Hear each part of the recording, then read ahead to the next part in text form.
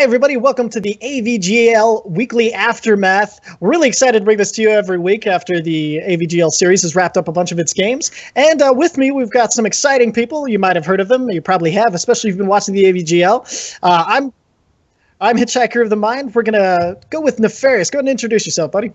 Oh, hello. I'm Nefarious. I've cast for Dota 2. And I'm trying to start kind of Hearthstone stuff, but I've been loving working with the AVGL. It's been an absolute blast. All of the people I've cast with have been phenomenal, and the games have been really exciting. Awesome. And then next up, we're going to bring in Annie, also known as Android. Go ahead and give us a little bit about yourself. Hi, I'm Android. I'm a Dota caster. I'm really excited to be working with the AVGL. I got to cast the series on Wednesday, and that was super exciting. I'm also working on projects in Southeast Asia and South America, so really excited to be working with you guys, and I've got a good amount to contribute to tonight's Aftermath. Fantastic. Yeah, we're going to be getting into a lot of Dota stuff today. And last but not least, of course, Mr. J Mac Tucker, bringing the smite, bringing the thunder from Thor. How's you doing, man? I'm doing good. As you said, my name's J Mac Tucker. I'm a smite caster. I also do a lot of the background stuff with it, community management, everything like that. So real excited to be on the AVGL team. I haven't really gotten to do any kind of professional level casting, so real excited to be here. Really glad to see some really fun smites so far this season. And we're glad to have you. And before we start diving and getting into the meat of the show, we'd like to let everybody know we're having a little bit of an issue with some back-end issues. We have matches vanishing from our website. So if you haven't seen a replay or your team player, we're working on it. We're going to get that resolved as soon as we can. And that's kind of delayed a few Season 1 week things that are coming up. And we're really very sorry about that. And don't worry, we've got this under control. And next, we're going to go into kind of an interesting thing from our CS:GO scene. There's some hack. See what they phrase this very interesting. Hackusations on Twitter.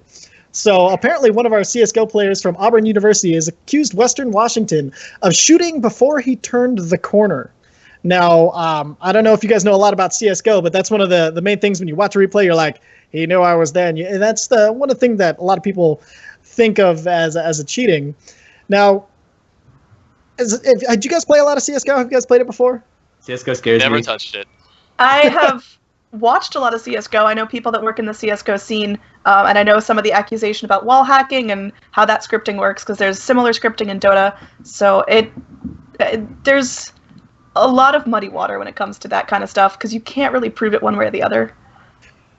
Very true. And so one thing that was interesting is Western Washington responded with, maybe if you weren't stopping around, #watch the demo. And apparently they weren't sneaking around. They were just using the regular walk, and so they could hear him. So that's how they explained the wall shooting. So we just want to bring this up because we, of course, in the AVGL, we take all cheating accusations very seriously. We watched it, and so we wanted to make sure that we are listening. So if you have any worries or concerns, don't be afraid to bring it up to us. We're here for you. And so I just wanted to get that out of the way. So now we're going to dive into some upcoming prize giveaways.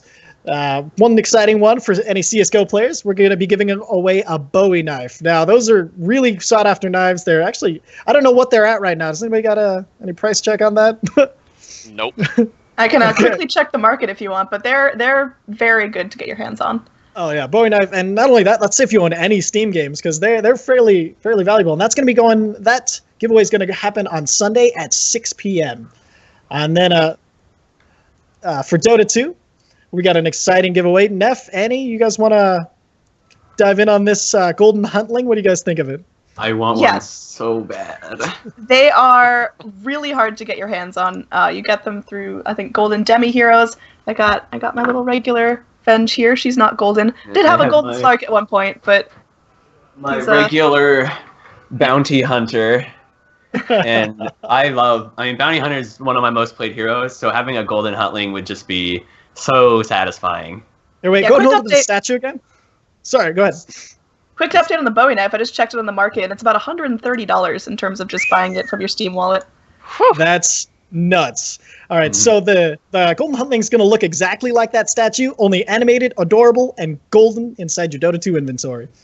And then Smite, we got a huge giveaway coming up on Tuesday. Oh, sorry, the Golden Huntling will be Wednesday at 6 p.m. Smite coming up. We got 1,500 gems to give away on Tuesday at 6 p.m. J-Mac, you want to bring us kind of the worth of that, how awesome that is?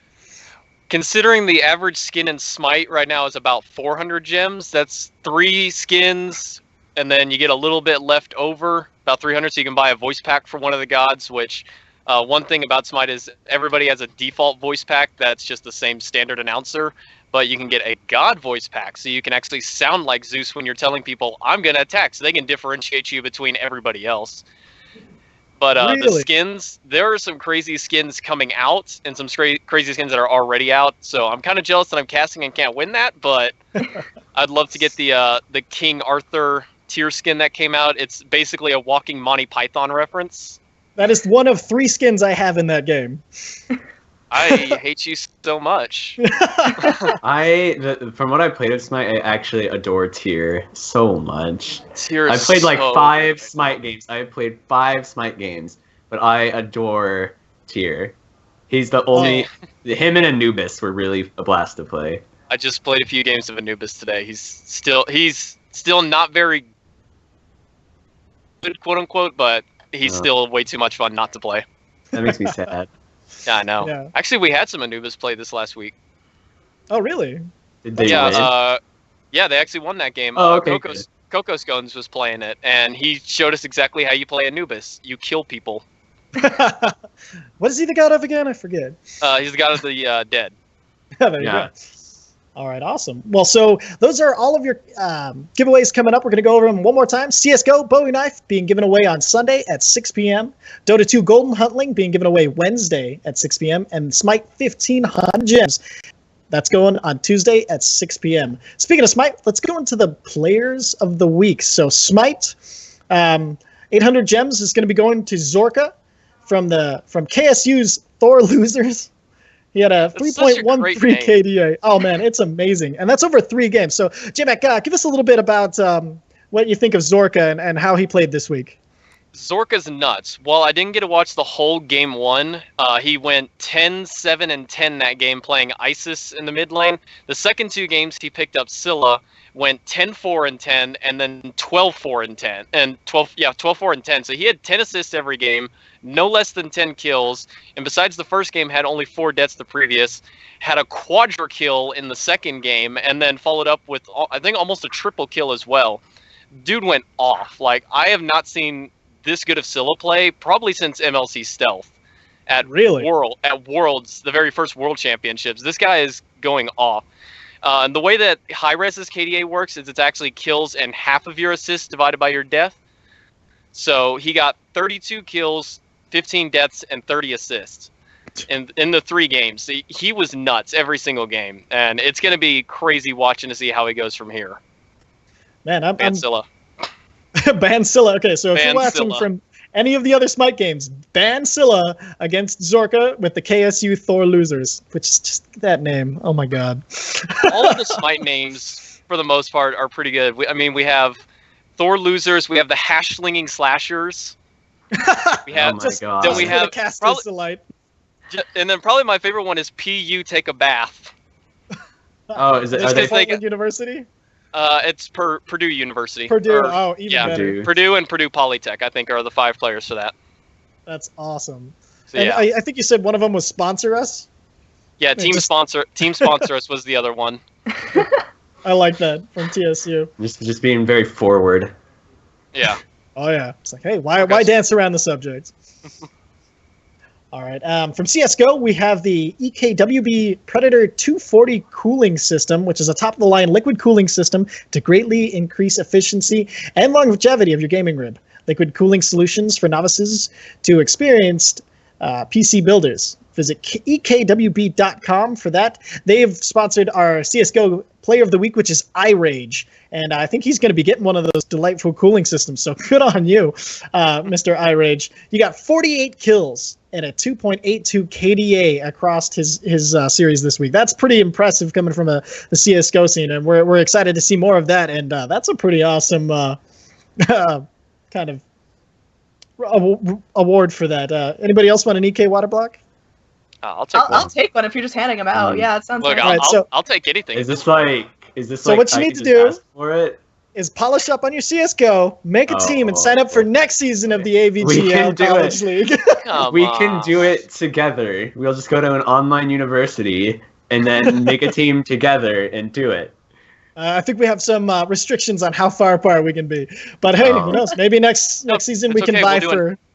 It'll be an online school. It'll be okay. So we're all at the same online school. Right. You know, we That's might have to why. look at online schools next season. And so that wraps us up for our players of the week, and that's going to bring us into our top five plays of the week, brought to you by Bounty Arena. Bounty Arena, sign up now on bountyarena.com for a free $2 instantly. Get cash for every single CS:GO kill, and that's bountyarena.com. Number 5. Hey, look, a bed's double Icarus Ice style. Path going to keep Sven where he's at. The dive in, and they're going to drop everything. Berenger swaps him out, and then comes the stun from the Sven, keeping everybody, but here comes the Phoenix Egg. They need to get it down. Dox is trying, but he's taking too much damage. Here comes the Lich ult, but here comes the exploding egg. It's going to be enough to finish off him. The Death Beam and the arrow, and swoops everywhere. There's going to be a lot of damage on the Phoenix herself, but gets the double kill with the burn. Number 4. Behemoth's Cataclysm. Wow. Rage is still going to pick up 3, pumping them all up perfectly. A big upset with Vortex coming out here. This could be the end of the game if this fight goes hard in one way or the other. Number 3. Gerbil's aggressive AWP skill. Over towards his A-bomb, so Gerbil gets a great flick on the sideways. Gets a like DXN as well. Could this be a 3K coming in? Does he hear the member? Oh my god! Oh, the flick. I love the confidence is pushing. Coming in at number 2, MR14's explosive Manifold. Gets swapped out. Oh, the ult almost enough, but then the Oracle ult keeping her safe. The scream back and beat him. Oh my god! Everybody blown up by that huge Mana Void. They've all got the Earth Spirit ult on him, but it's not going to be anything as he gets just right-clicked to death before he can boulder away. 4-for-nothing trade in the tower, and possibly Raxus. There's no buyback on Lina or Quap. They were all in on that fight. And the top play of the week for the AVGL College League Overall, is Sideways still 3K. have Super dropping down into the fire. He can look down 4 targets. And he's only be able to find 1. Great spray control for him, but the time is ticking down. Will he have enough time? He's basically just used. Does What? have What a kit. P250 spray! So I think that was a 1v3, or I'm not sure, but he definitely got No. the frags there. Well, they went in 3v3. He came in through the window.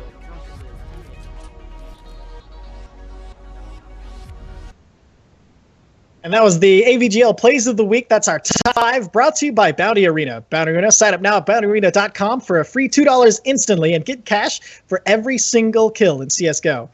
That's bountyarena.com. Special thanks to them for sponsoring that segment. So with that, we're going to move on to our esports world, which has been in utter chaos recently. If anybody's been following it, as you can tell, our Dota 2 people are really excited to get into this today. So let's go with the big one first, the Shanghai Major. What do you guys think of the Shanghai Major? Okay, Well- there are 2 big points right here. Production value and 2GG's hosting. And want to tap on production value first? Because that's... Yes. So yesterday, I believe there was a 6-hour delay between, I think it was Fnatic and Alliance were supposed to play each other, and it was delayed for 6 hours. Whoa. And That's- I can just oh. I woke up this morning at like 8 o'clock, and I saw that the games had just finished. They started like 13 hours before. And I'm like, there's Yeah. what, like 4 best-of-3 series that are supposed to be played? How does that take 13 hours? Yeah, it's been shitty production value all around the clock. There's been dropped streams, there's been muted mics, there's been just a lot of issues regarding production and making sure that things flow smoothly. There's a big controversy over basically minimizing the actual match to put match highlights up in the center of the screen while you miss other team fights, and I think there's just a big issue with that. We have received word from the great Lord himself, Gabe Newell, that the production team has been removed from the major in polite They've been terms. fired. They are They've out. They been are gone. destroyed. Dumpstered is the best term, but There you go. yeah, so hopefully a little bit more production value going forward, but again, still, you're swapping out teams mid-major. It is not an easy feat to keep that going, and I do not envy the people in charge of the situation. No. It does seem like a bit of a fuster-cluck, to say the least. And with that, we're kind of excited to see that. Maybe hopefully it'll get on the right foot, get started. We'll have cameras Please. pointed at the person who's talking, and that's always good. And just little things like that, So we're looking forward to the rest of the games coming up. And as far as the host, we've got even some spam in chat of Too Good, 2GD being let go after just day one. Not something we ever expected to see, and not kind of a lot of people are feeling might be unjustified. We're a little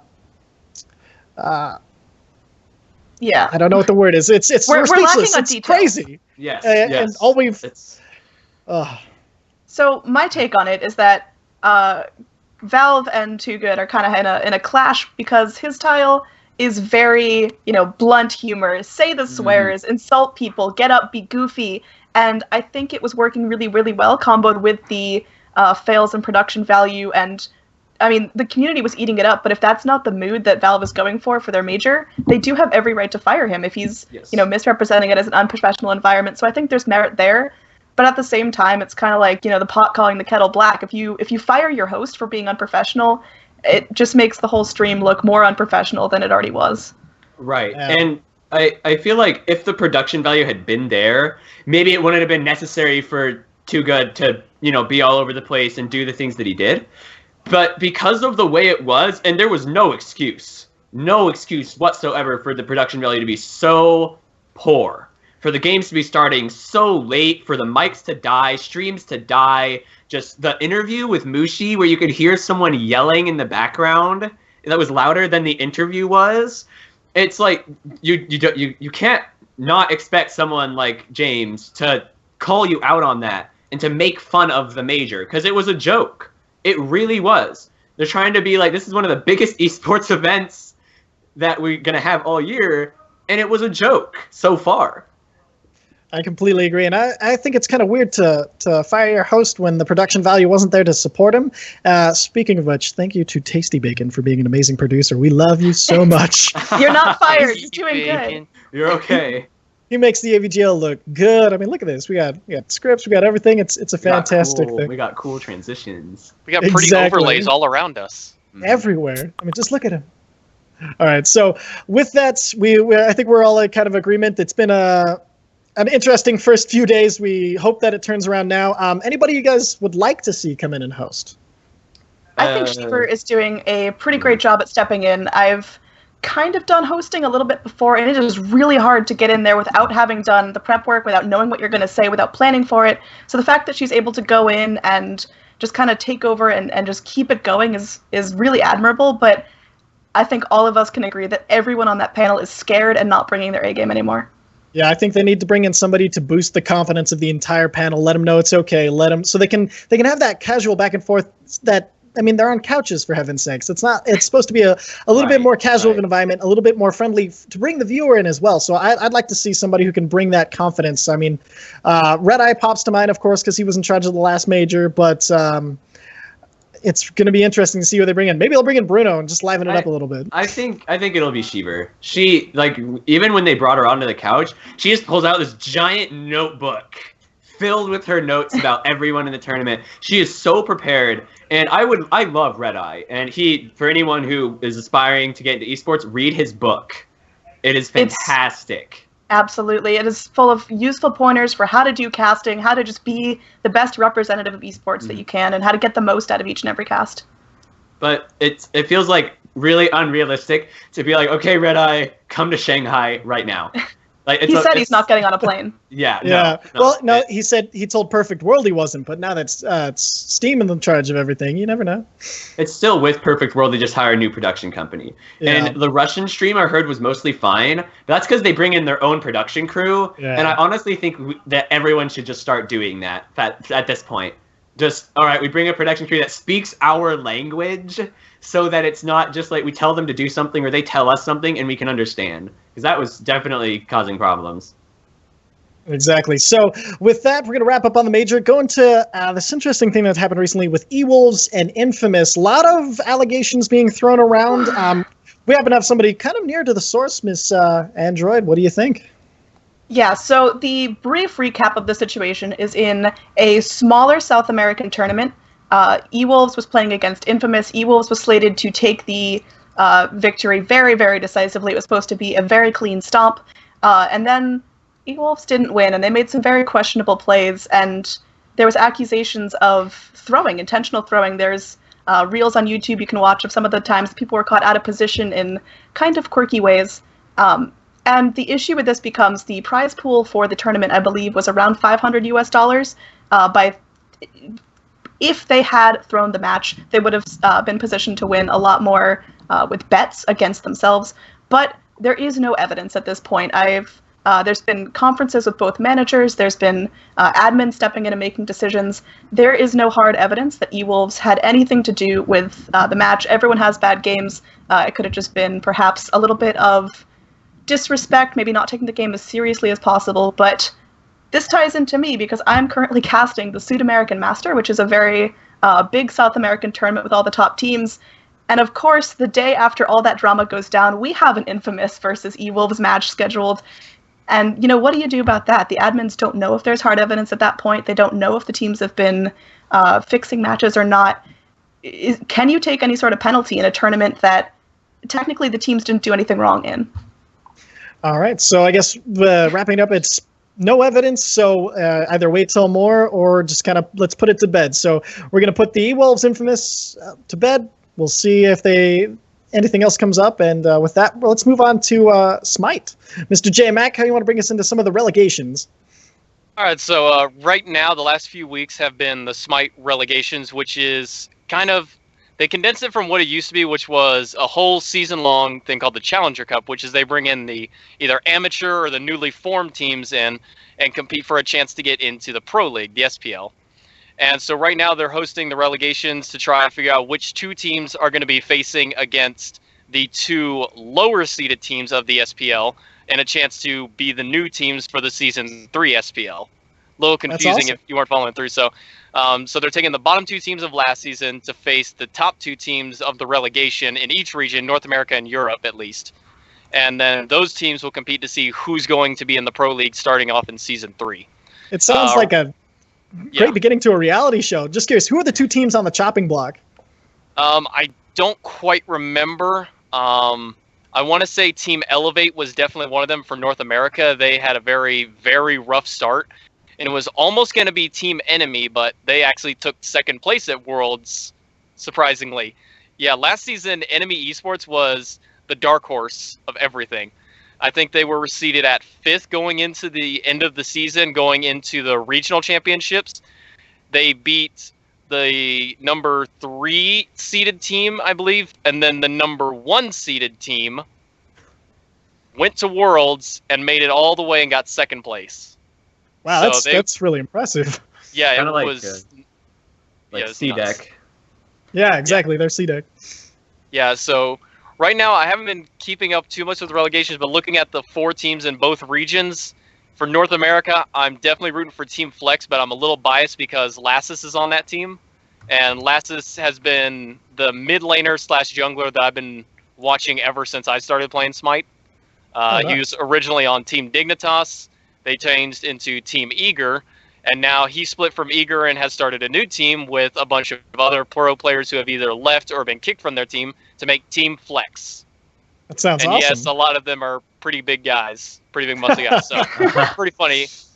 So definitely rooting for Team Flex just because Lassus and Incon are both on there. Incon's an amazing support player, and then Incon being probably my favorite player of all of Smite. I don't really know too much what's going on between the EU teams. I haven't really been keeping up, but just from what I saw, Team Astro I'm kind of looking at for that, so we'll see how it goes. Well, I'm excited. I'm going to have to dive into some more Smite. This sounds like a really cool system and almost, like I said, like half of a reality show. Like you can find out who's set up for this season and all the good things like that. You should have seen the roster apocalypse that happened. As soon as the season was ending and Worlds was ending, roster apocalypse hit. I think there was only one team in both regions, maybe one apiece, that did not have somebody either kicked, leave the team, change teams, change team names, like everything went downhill. Oh yeah, it's like the Dota scene after the international. Like even the team that won the international switched it up, so it was everything yeah. gets shuffled in Dota. Yeah. All I right, like roster apocalypse as a term. That's a good one. I might have to steal that for later use. Any thoughts on this latest patch? I know it's been kind of an interesting one, especially for mages in the mid lane. Yeah, so the last patch that came in that's officially been gone through was patch 3.2. That was the introduction of Raijin, the Master of Thunder in the Shinto/Japanese pantheon. The god is nuts. If you haven't played him, play him now before he gets nerfed. Because I expect nerfs coming. Like, his ultimate does so much damage if you run a pure damage build on it. But for mages this season, it's nuts. They got so many items buffed up for them. They got a new one, which is called Spear of Desolation. It's a lot of gold. It's about, I think it's 3,800 gold. It gives you 120 flat magic power, 20 penetration, and then every 30 seconds, if you get a kill, it resets your cooldowns by 8 seconds. So Holy crap. So basically in a team fight, you get a full kit reset minus your ult, of course, but so it's crazy that new item, Doomorb, got buffed up and it needs to be nerfed again. This is the reason it was nerfed. You can buy it super cheap, super early. It's only 2,050 gold and you start the game with 1,500. So you can buy your starter item, the first tier of it, and then you get 40 power just base from it. Then every stack up to maximum 50 stacks, you get 2 power. So if you can keep it fully stacked, that's 140 magic power that you can get within about the first 10 to 15 minutes of the game. The only thing is when you die, it halves the stacks, of course, but mages early game has been drastically increased because a lot of the tanky and supportive items have been nerfed. So right now, mages are thriving, but just don't play them in solo because they just get destroyed by a warrior anyways. Ironically. Sense. Man. So, but yeah, with Sounds this, like with the upcoming patch, there's going to be some very much needed nerfs on some gods, some changes that were fixed. Soul, who was banned this last week in competitive play, she's getting fixed, so she'll be back in the game to play, or not back in the game, but back in the scene to play again. Well, awesome. It sounds like things being really exciting in these upcoming weeks of Smite for all the leagues across the board. Oh, yeah. All right, and with that, we're going to move into kind of some upcoming events for AVGL. One of them that's the most exciting is the Vainglory League for the NA and UA qualification tournaments of semifinals and finals coming up this weekend. Sorry, this is just for Vainglory. And the games are going to be determined. These are going to determine the seeding of the teams for the live championships in March. And one of the casters for that is our Mr. Lovely Tasty Bacon. So I'm excited to dive into this. I haven't seen a lot of Vainglory. I know it's a mobile MOBA. Yep. And from everything I've heard, it is super cool. Have you guys played any Vainglory yourselves? I know they're about 15, 20-minute matches, and you can just dive in, dive out, a little less time-consuming. And if I had a phone that didn't suck, I would probably give it a shot. But besides that, I don't really have any mobile devices that allow me to play something nice. I can see that.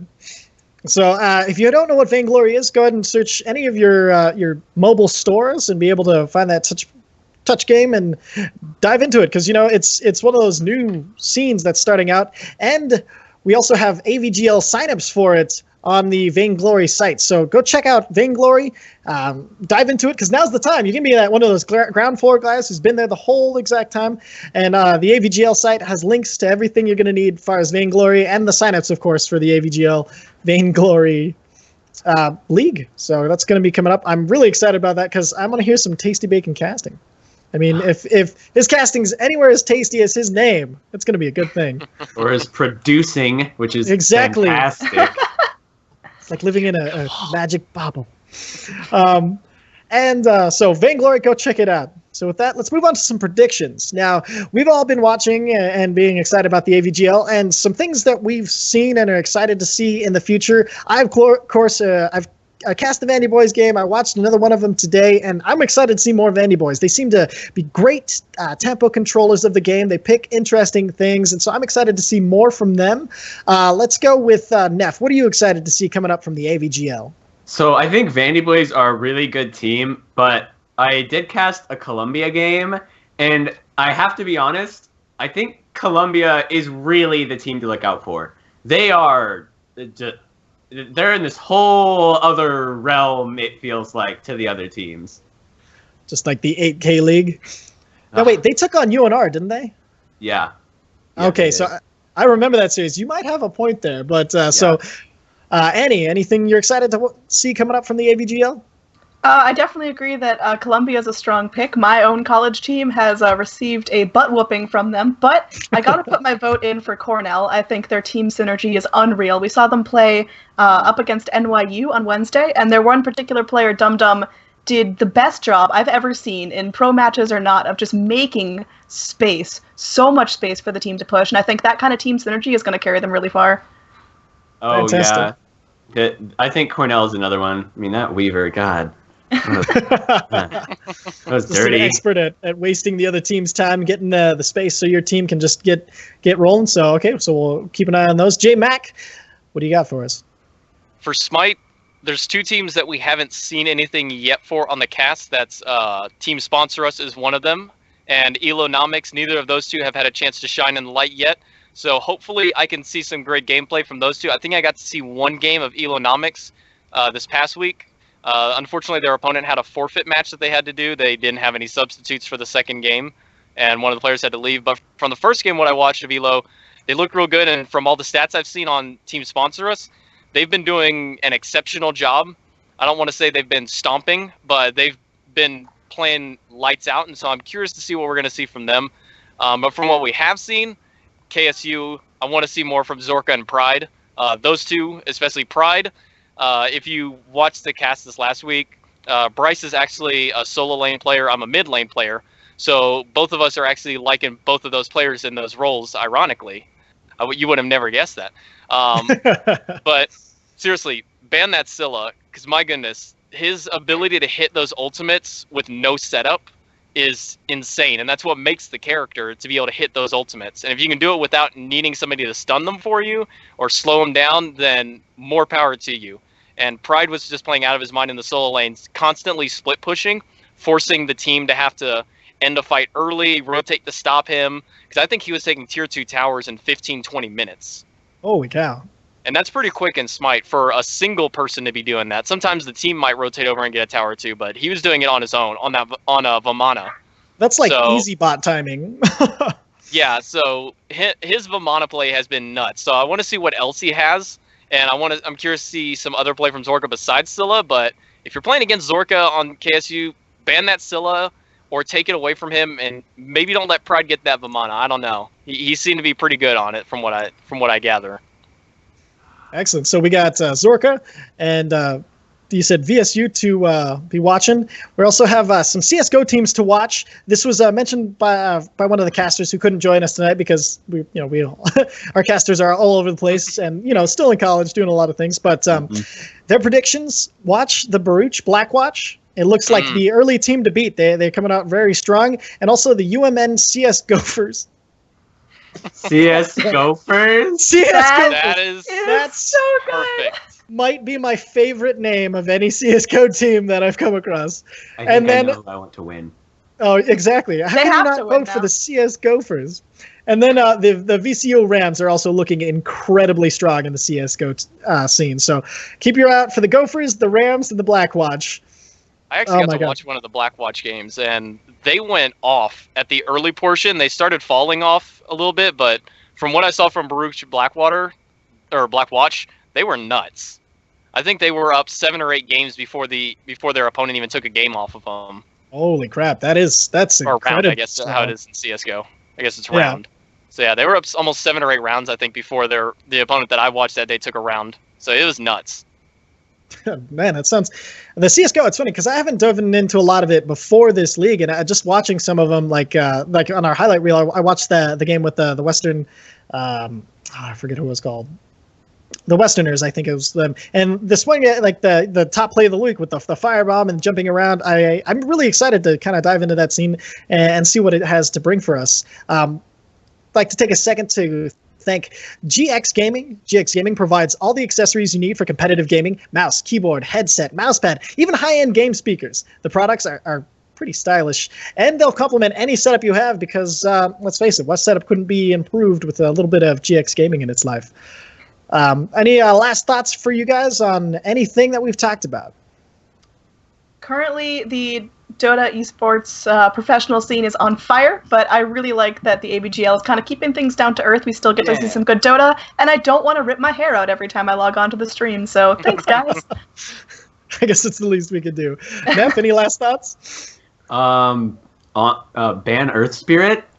Besides that, not really, I guess. I'm like always actually thinking that exact sentence, but it is kind of strange not to see him banned in the first or second phase. J-Mac, anything?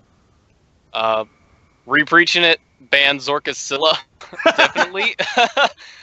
Ban that, but I want to also give like a shout out to the captains who almost every team captain has added me on Smite, which makes the production for me a little bit easier to get into their matches.